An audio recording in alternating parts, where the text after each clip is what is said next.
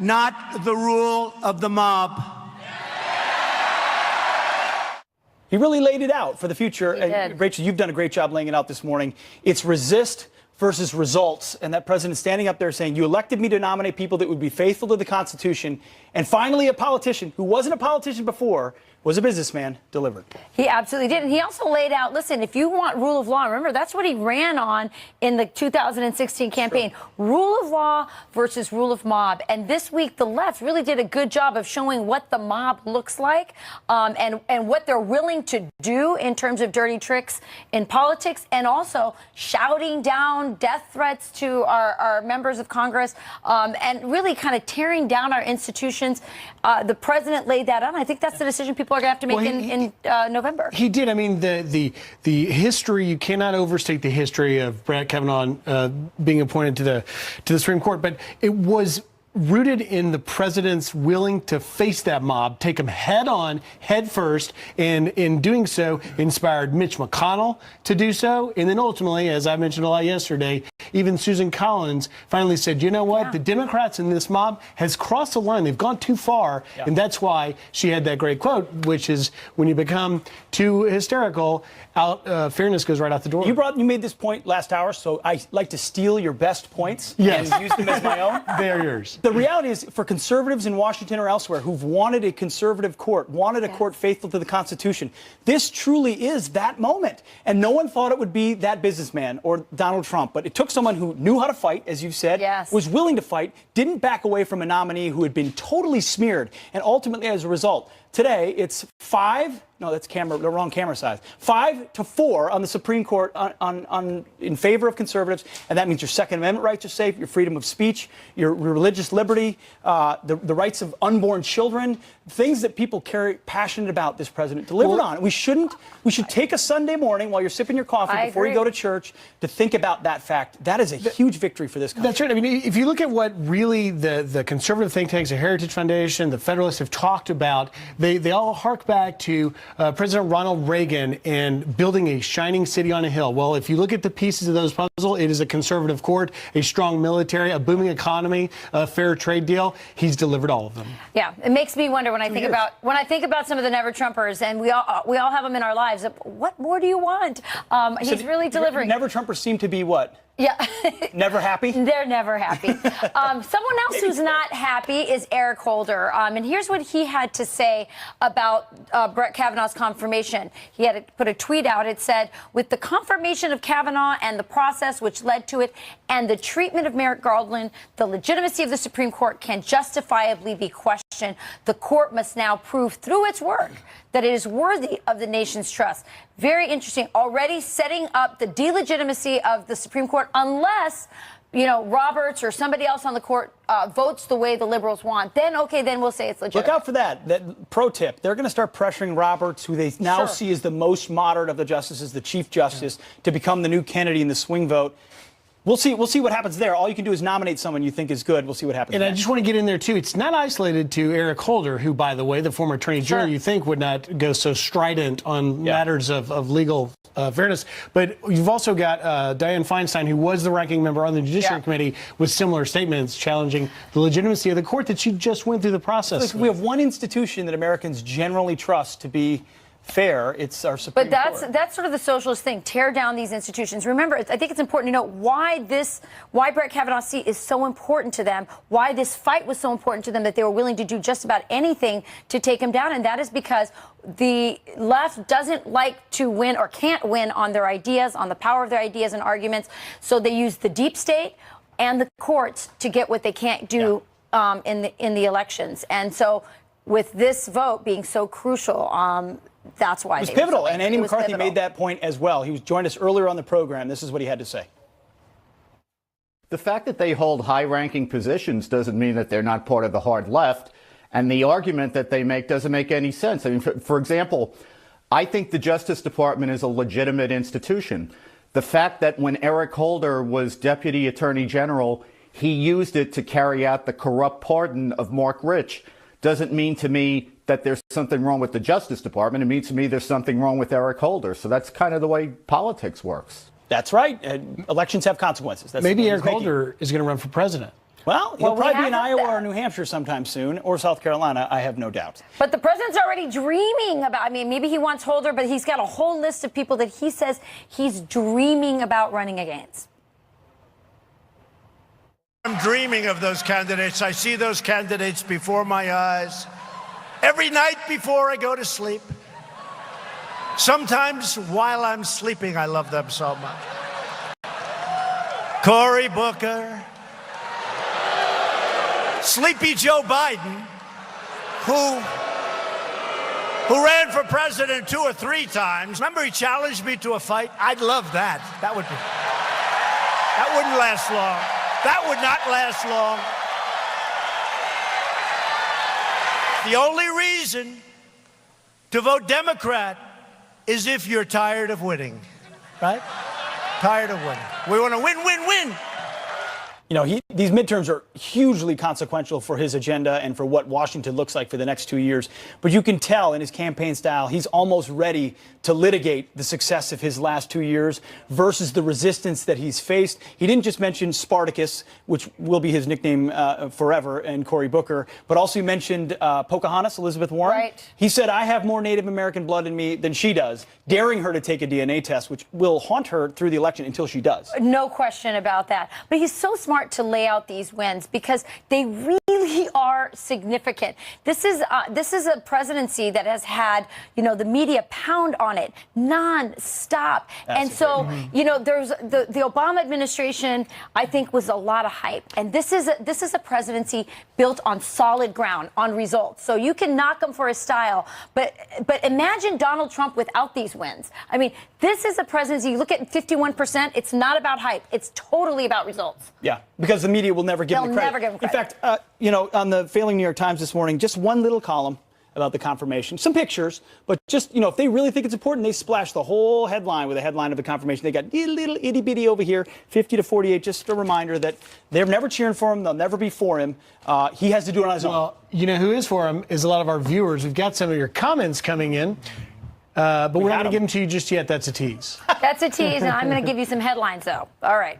The husband of a missing elementary school teacher is fearing for the worst after police discover a body nearly 500 yards behind their home.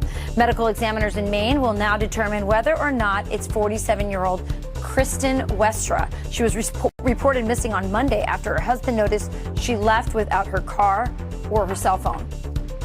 A Washington Post contributor is missing, and authorities believe he was killed inside Saudi Arabia's consulate in Istanbul. Washington Post sources say a 15-member Saudi Arabian team attacked Jamal Khashoggi in a pre-planned murder.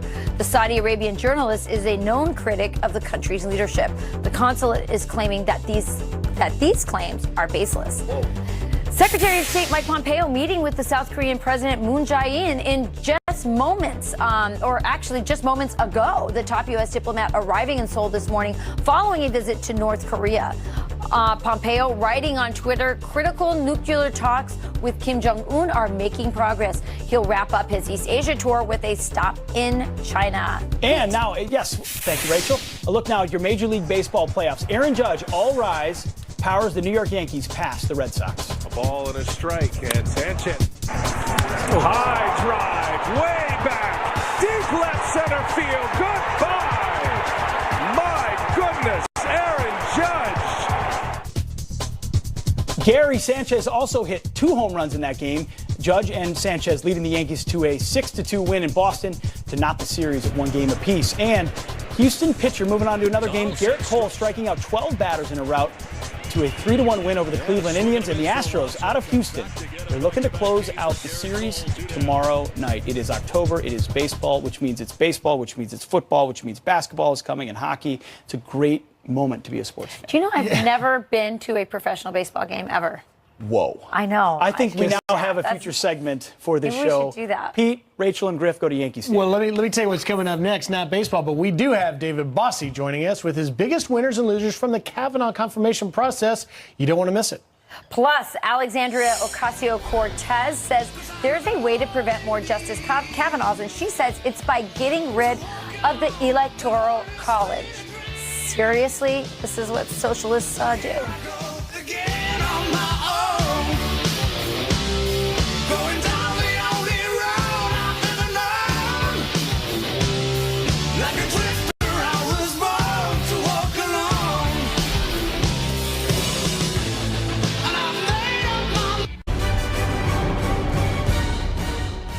The Senate finally confirmed now Justice Brett Kavanaugh after a months-long bruising battle that caused deep divisions between the two parties and have some questioning who are the real winners in this Supreme Court confirmation. Joining us now to discuss the Supreme Court showdown is former Trump campaign manager David Bossie. David, thanks for joining us this morning. So I'm going to ask you three questions out front so you don't get ahead of yourself.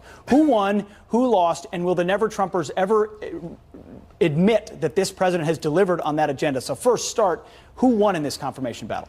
Clearly, President Trump won and the American people won. President Trump promised during the campaign of 2016 to deliver great constitutional conservatives to the Supreme Court and to the federal judiciary, and he has delivered on that now as second Supreme Court justice. It is an enormous victory and an enormous week for the president. Look, you had unemployment at 3.7, a 49-year low. You have wages increasing by almost 3% this week. You have the renegotiation of the bad NAFTA deal and bringing Canada into that Mexico agreement. Another great victory for this president. So you have his win just continues. I don't think he's getting tired of winning, but he might be close. But look, we also have Lindsey Graham and we also have Chuck Grassley as huge winners this week. Yeah. Pivotal moments during the hearing, pivotal moments for the chairman to lead this process. Mitch McConnell, another enormous winner. Yep. We have to recognize that the Never Trump movement, the establishment, has come together over one issue. And that was Brett Kavanaugh. One issue has galvanized this movement, if you will, and brought everyone together. And I think 30 days before the election, this midterm election, it's so vital that we keep this up, because if you look at the chaos, let's go to the losers. You look at the chaos, the mob mentality of the left. That's all they have, the anger and the hatred. They have nothing else. They have no agenda for the American people. So if you look at what they're about, if you transform that, you look forward to the November election, that is what you get. You get more chaos if you elect Democrats to control the House. That is all you're going to get, is investigations and undoing what the president has attempted to do. No, the president laid that out very nicely last night as well. But you've been in Washington for a couple of decades. You've seen how the as a knife fighter, how the conservative movement has evolved. Will those who were not supportive of this president initially, eventually, going forward, recognize that he is implementing the agenda they could only have dreamed of? You know what? It's such an important question. It's really about the personalities. And I think if you removed Donald Trump's name from the presidency, and it was President John Smith, if you will, you would have conservatives and these Never-Trumpers championing what he is doing, his record on the economy, his national security, building up our national defense, our federal judiciary, his appointments, his deregulatory approach to government. Yep. You would see them just putting him on a pedestal, but they cannot get themselves. They cannot get to do that because they dislike him personally. It is really a disservice to the conservative movement, because there's a lot of these folks that are just disingenuous now. And you look at this Jennifer Rubin, who's a so-called conservative at the Washington Post. That's the fake news right there. She's not a conservative and hasn't been in a long time. All right, David, come to New York City soon and let's have a couple beers for Brett. Is that a deal? I would love to do that. All right, done deal. David Bossie, thanks a lot. Appreciate it. All right, well, conservative women come together to have their voices heard. Rachel takes us to the special summit for women supporting President Trump. That's coming up next on the program.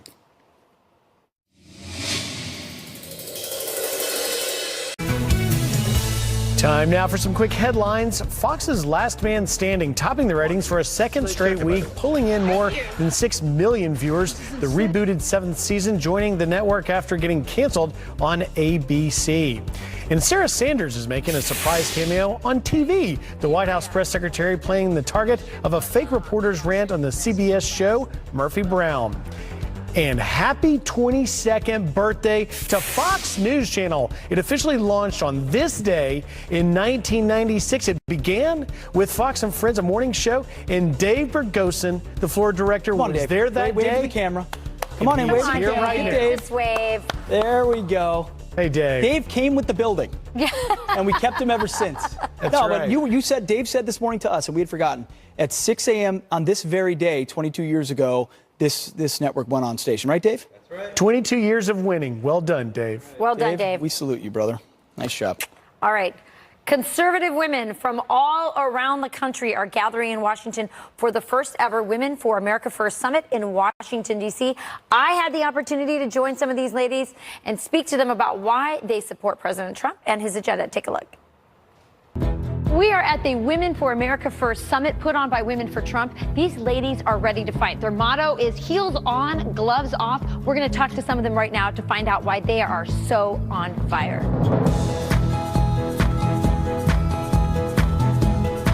We've been hearing from women across the country that they want to come together, and so we threw this together so that we can be with like-minded women and talk about why Donald Trump's America First agenda is an agenda for women and all Americans. We have an amazing lineup. We've heard from Sarah Sanders. The work that we do, just because it's more out front, is certainly not as important or more important than all of the work that each of you do every single day supporting this president. There's a lot of women out there who support Trump, but they're getting pushback from the media and from the culture saying, how can you support Trump as a woman, as if there's a woman card that will be removed from you if you don't do those things. There's over 100 women here today for this conference.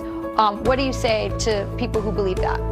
For me, it's real simple. I look at the policies of the individual. I believe in individual responsibility. I believe in lower taxes. I believe in growing our economy, fighting for better trade deals, safer, stronger communities, better education. These are all things, not just as a woman, but as a parent, that matter to me. This is a president who believes in strong, powerful women. Just look at all the ones around him. And he believes in empowering them, but in doing so, to put them on a ground where they know they can do anything they want to do. Women's issues are the same as everybody, the same as the men, except there's a focus on, is my family safe? Is my country safe? And what are we going to do from here? We voted for somebody to come in and clean up the swamp and get the truth back where it should be. One of the tactics of the left is to say that they represent all women, and you being here today says what to those women? They would be surprised how few women they represent. Yes, they don't represent this woman, that's for sure. Do you think the left was expecting this Kavanaugh effect on the right? I don't think they were. And they're still mad because they lost the 2016 presidential election. So this is what they're going to do. They're going to have a temper tantrum. No one should suffer what this man has gone through. And I got to tell you, if you're a male in America today, this could happen to you. An accusation becoming a conviction is terrifying for all of us. It should be terrifying for mothers of sons. It should be terrifying for mothers of daughters and women in general. So I think that we're going to see a red wave. Now, the theme of this summit is heels on, gloves off. What does that mean to you? That means that it's time for the silent majority to become the loud majority. We care about jobs, economy, national security, and we're united together here to support the president and his policies. We have the freedom to put our heels on, take our gloves off, and fight for the values that made this country what it is, and to make America great again. And make no mistake, these are fighters. They just don't, they don't put on pink hats. They don't hold vulgar signs. But this is how conservative women are fighting, and they're very jazzed up about what happened with Brett Kavanaugh. Do you think they're more excited now than Election Day? Even? Like, has the enthusiasm gone up? Has it waned? Is it more? Yeah, absolutely, because I think the numbers have grown. I think that there's even more, like, people who didn't think that this would work, even on the conservative side, are excited about the wins that we talked about earlier. And, boy, they do not like this battle of the sexes that the left is setting up. And a lot of them told me, we're here because we want to stand up for the men that we love. And we don't want to throw them under the bus in order to get progress and achievement for women. It was very interesting conversations. We'll see. They may play a big role in the midterms in just 30 days. Well done, You're right. Rachel. Thank you. Thank you. All right, well, President Trump calling out the Democrats' mob mentality. You don't hand matches to an arsonist, and you don't give power to an angry left-wing mob. Coming up next, we've got Michelle Malkin with how we can avoid another judicial nomination circus, because we might have another one. We'll see. And it was like a scene out of Mission Impossible. Seconds after this piece of artwork sold for more than $1 million, it self-destructed. What the artist has to say about the moment that shocked the art world. How was I? How was I? How was I? Ooh, baby. Ooh, baby. It's making me crazy. It's making me crazy.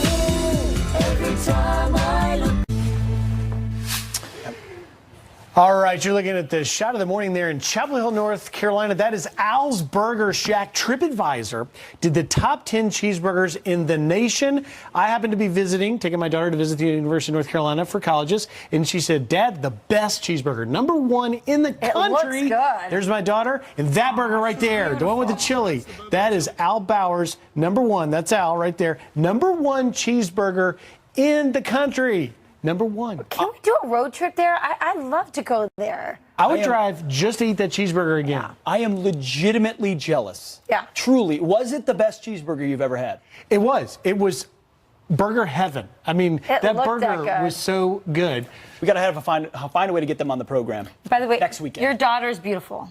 What's that? Your daughter's beautiful. Thank you very much. First things first. That's right. Well, let me tell you who else is beautiful, wonderful, smart, and very insightful, and that is Michelle Malkin, host of the Michelle Malkin Investigates on CRTV. Good morning, Michelle. Good morning, friends. Good morning. Good morning, friends. I love it. This is quite a historic moment, and it certainly can't be overstated, but we want to get your take on really President Trump's calling out, standing up to Democrats, to the mob, as he calls it, and says, look, no more. Here's a little bit of what he had to say. You don't hand matches to an arsonist, and you don't give power to an angry left-wing mob, and that's what they've become. The Democrats have become too extreme and too dangerous to govern.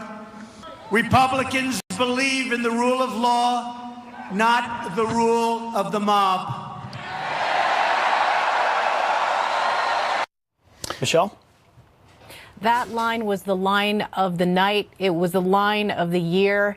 And I have to say, in the more than quarter century that I have been covering grassroots conservative politics and the larger political scene in America, I cannot remember a more consequential moment than this weekend's confirmation of Judge Kavanaugh. And my hat is off to President Trump, because I cannot think of any other politician in modern history, whatever letter they have by their name, who could have withstood the onslaught that President Trump did in standing by this nominee, the tactics that we have seen of the left's by any means necessary ideology that has been perfected over the last 3 decades has not ever been pushed back at the way that this president did. And it is because of his own unique biography and independence from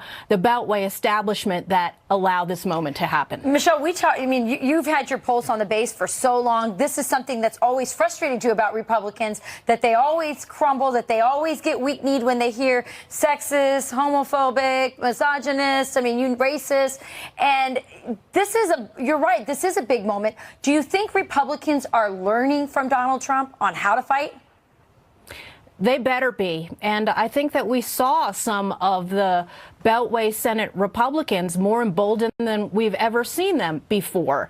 And the contrast between the rule of law and rule of mob really is the ultimate theme of the midterms leading up until 2020. And it is probably the most unifying theme that we have been able to define over these years. Because whether you're an economic conservative, more of a libertarian, or a social conservative, this is the bedrock unifying principle that is going to drive people to the polls. It's not just about the rule of law and the rule of the mob. It's about reason versus rage, and in large part seeing how the Democrats have not only overreached but also over-screeched. It's really about whether you choose to live in an America that embraces peace and prosperity, or these pink hats and profound profanity and, yes, insanity. Yeah, well said. That's the speechwriter coming out in me. You can take those lines. No, you're like watching a live speechwriter. It's fantastic. So well said. But it was a circus, and there was a lot of screeching. And we want to look forward, because the court is now a 5-4 constitutionally conservative majority. However, Yes. you say there's some things we need to look into as well about this process. Yes, I called this week for a serious investigation of the Senate Democrat wrecking machine. Even in the wake of this victory, there are still a lot of unanswered questions about who on the Judiciary Senate Committee among those Democrats were handing out the Senate gallery passes like Pez candy to the likes of Linda Sarsour and Piper Parabo and the hundreds of people who were interrupting the Senate Judiciary hearings from minute one, day one, second one of the hearings. And I think that there should be an investigation of the protest orchestration as well as those leaky leaks and ultimately the accuser procurement machine that I believe existed between the Senate Judiciary Committee, I believe Senator Dianne Feinstein's office, and all of these Soros satellite groups that obviously were doing this for months and months in advance of the late hits that failed. Well, it's not even a guess, Michelle, because we saw Senator Cory Booker openly encouraging them to behave that way. Let me get you to one other thing, because I think this is really interesting, and that is you have a message for all the mama bears concerned about their sons. What's that about? I do. You know, I half joked that for my son's upcoming 15th birthday that I should buy him a body cam. And there's a very serious message here about protecting our boys. And I have a boy and a girl. And I believe that my girl is pretty well off because, you know, you've got all of these radical feminists on these college campuses. Griff, you mentioned that you're doing the college visit tour. I just sent my daughter off to college earlier this summer. And there's plenty of resources for them. But what about our boys? And, you know, short of having them wear body cams, they have to be very, very cognizant of the fact that these kinds of false allegations of rape or sexual assault ruin lives every day. You have to be careful about who you associate with, and you have to know that you cannot simply trust that your good name and good character is not going to be ruined in a second by people who have a lot of incentives to lie, whether it's political or financial, revenge. And that is something that the radical feminists will not acknowledge, that these kinds of false allegations are common. They are not rare. And that kind of propaganda ruins everybody's lives. Good point. Well said. Well Thank you, Michelle. said. Thank you, so Michelle. much for joining You us. never disappoint. She really never does. Thanks, And Michelle. happy birthday, disappoint. Fox News. Yes. Thank you. Thank you. Okay, we're going to do some headlines now. You guys okay with that? Do it. All right, I'm going to do it. ISIS, we talked a little bit about that earlier, Pete. ISIS sending a chilling new deadly threat of a knife attack surprise at concerts. In this poster, a suited terrorist is hiding a knife behind a crowd of cheering music fans. The disturbing warning comes shortly after the one-year anniversary of the Las Vegas massacre at the Country Music Festival. The Supreme Court confirmation has Democratic Socialists Alexandria Ocasio-Cortez slamming the presidential process. The New York congressional candidate weighing in on Twitter saying, quote, "It is well past time we eliminate the Electoral College, a shadow of slavery's power on America today that undermines our nation as a democratic republic." And anonymous street artist Banksy now revealing that he's behind the self-destruction of his painting moments after it sold for $1.4 million. Experts believe the value of the shredded masterpiece actually increased by 50% since it's part of history now. Banksy is posting this on Instagram of a shredder being built in the frame. That is kind of clever.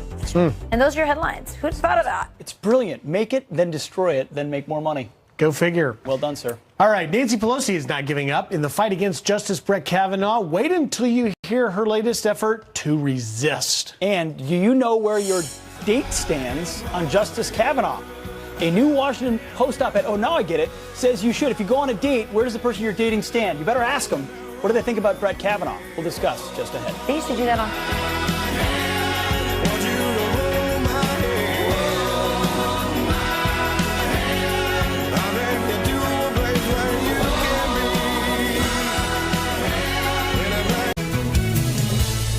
Welcome back. A couple of quick sports headlines for you. UFC star Conor McGregor goes down in his return to the octagon. McGregor lost, but the real fireworks came after the bell when his opponent jumped the cage and started a brawl toward McGregor's team and others in the crowd. He wasn't not done fighting after 4 rounds. At least 3 people were arrested, usually supposed to stay inside the octagon. And the Florida Gators inducting Tim Tebow, I saw him on the sidelines during the game yesterday, into their Ring of Honor after the first quarter of their game against LSU. Tebow becoming the 6th member, joining legends like running back Emmitt Smith and coach Steve Spurrier. The 2007 Heisman Trophy winner led the Gators to 2 national titles. Griff? How about that? All right. Democrats aren't giving up their fight against Justice Brett Kavanaugh. And now House Minority Leader Nancy Pelosi wants the FBI report to go public as she and others hint at a Kavanaugh impeachment. Our own Jennifer Griffin is live in Washington with the latest. Jennifer, good morning. Good morning, Pete. Well, Democrats and protesters we spoke to before and after the vote said the next fight for them will come at the ballot box in November. House Minority Leader Nancy Pelosi questioned the FBI investigation, quote, "Therefore, I am announcing that I will file a Freedom of Information Act request so that the public can see the FBI report, transcripts of the underlying interviews, instructions sent to the FBI from the White House, and any communications to the FBI from Senate Republicans regarding the scope of the investigation." The left would block anything Donald Trump did. They could send up Mother Teresa and the left would say, oh my gosh, she's Catholic. And so they would block her. They got nothing to hide. Why are they rushing it? And I hope for the sake of the court and the Senate, the more things don't come out. Last night, lawyers for Kavanaugh's accuser, Christine Blasey Ford, provided Fox's Shannon Bream with a signed affidavit from Keith Keegler, a friend who says that he was told before Kavanaugh was nominated to the Supreme Court that he had attacked Ford 36 years ago. He was never interviewed by the FBI. The FBI investigation was absolutely a complete sham. It was ultimately something where the FBI was told they could only interview 9 people. Senator Markey went on to tell me that the American political process is at rock bottom. Back to you. Jennifer, thank you very much. Thank you, Jennifer. Thanks, Jennifer. Can't get much closer. All right, well, you know President Trump loves winning. We want to win, win, win. We never get tired of winning. You probably won't see this on any other network, so we break down his big winning streak coming up. And do you know where your date stands on Justice Kavanaugh? A New Washington Post op-ed says you should know, and we're going to discuss that next. Kick back, relax, just chillin'. I'm feeling it. Whoa, whoa. Ain't nothing like digging that summertime, digging in the sand. Getting tan with your... Welcome back. A couple of quick sports headlines for you. UFC star Conor McGregor goes down in his return to the octagon. McGregor lost, but the real fireworks came after the bell when his opponent jumped the cage and started a brawl toward McGregor's team and others in the crowd. He wasn't not done fighting after 4 rounds. At least 3 people were arrested, usually supposed to stay inside the octagon. And the Florida Gators inducting Tim Tebow, I saw him on the sidelines during the game yesterday, into their Ring of Honor after the first quarter of their game against LSU. Tebow becoming the 6th member, joining legends like running back Emmitt Smith and coach Steve Spurrier. The 2007 Heisman Trophy winner led the Gators to 2 national titles. Griff? How about that? All right. Democrats aren't giving up their fight against Justice Brett Kavanaugh. And now House Minority Leader Nancy Pelosi wants the FBI report to go public as she and others hint at a Kavanaugh impeachment. Our own Jennifer Griffin is live in Washington with the latest. Jennifer, good morning. Good morning, Pete. Well, Democrats and protesters we spoke to before and after the vote said the next fight for them will come at the ballot box in November. House Minority Leader Nancy Pelosi questioned the FBI investigation, quote, "Therefore, I am announcing that I will file a Freedom of Information Act request so that the public can see the FBI report, transcripts of the underlying interviews, instructions sent to the FBI from the White House, and any communications to the FBI from Senate Republicans regarding the scope of the investigation." The left would block anything Donald Trump did. They could send up Mother Teresa and the left would say, oh my gosh, she's Catholic. And so they would block her. They got nothing to hide. Why are they rushing it? And I hope for the sake of the court and the Senate, the more things don't come out. Last night, lawyers for Kavanaugh's accuser, Christine Blasey Ford, provided Fox's Shannon Bream with a signed affidavit from Keith Keegler, a friend who says that he was told before Kavanaugh was nominated to the Supreme Court that he had attacked Ford 36 years ago. He was never interviewed by the FBI. The FBI investigation was absolutely a complete sham. It was ultimately something where the FBI was told they could only interview 9 people. Senator Markey went on to tell me that the American political process is at rock bottom. Back to you. Jennifer, thank you very much. Thank you, Jennifer. Thanks, Jennifer. Can't get much closer. All right, well, you know President Trump loves winning. We want to win, win, win. We never get tired of winning. You probably won't see this on any other network, so we break down his big winning streak coming up. And do you know where your date stands on Justice Kavanaugh? A New Washington Post op-ed says you should know, and we're going to discuss that next. Kick back, relax, just chillin'. I'm feeling it. Whoa, whoa. Ain't nothing like digging that summertime, digging in the sand, getting tan with your.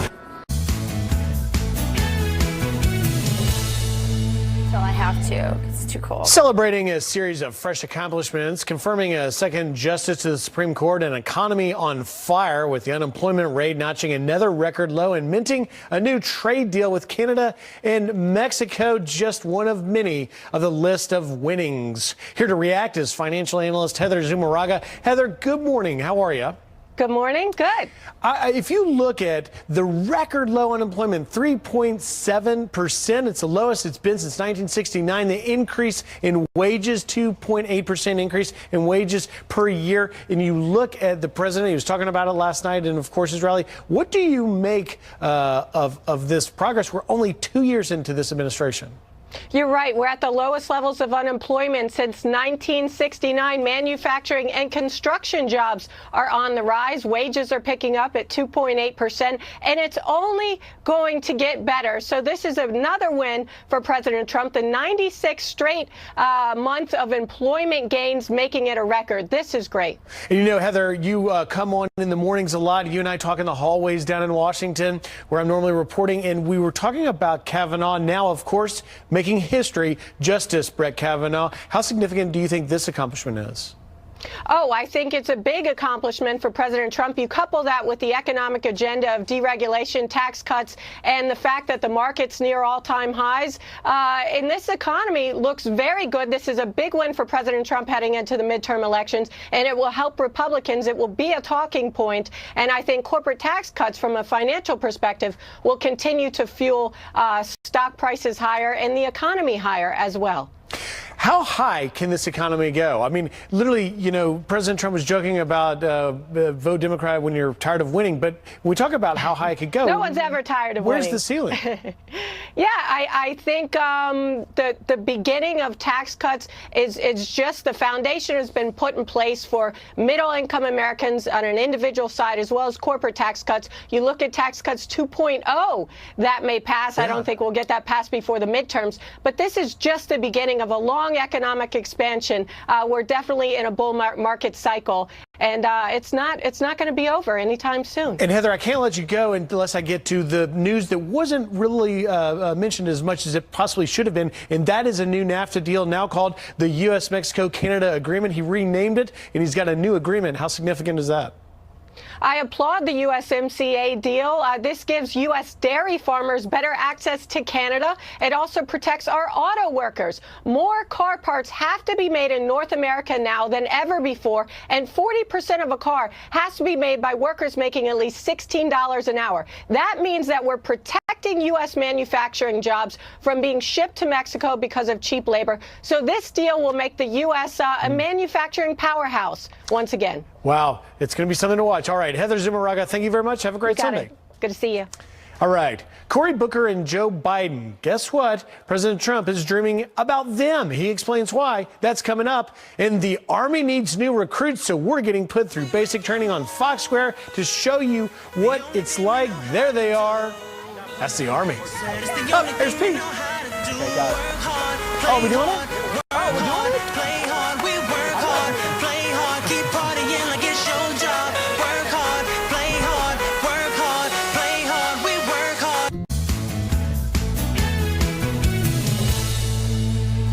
too. It's too cool. Celebrating a series of fresh accomplishments, confirming a second justice to the Supreme Court, an economy on fire with the unemployment rate notching another record low, and minting a new trade deal with Canada and Mexico, just one of many of the list of winnings. Here to react is financial analyst Heather Zumarraga. Heather, good morning. How are you? Good morning. Good.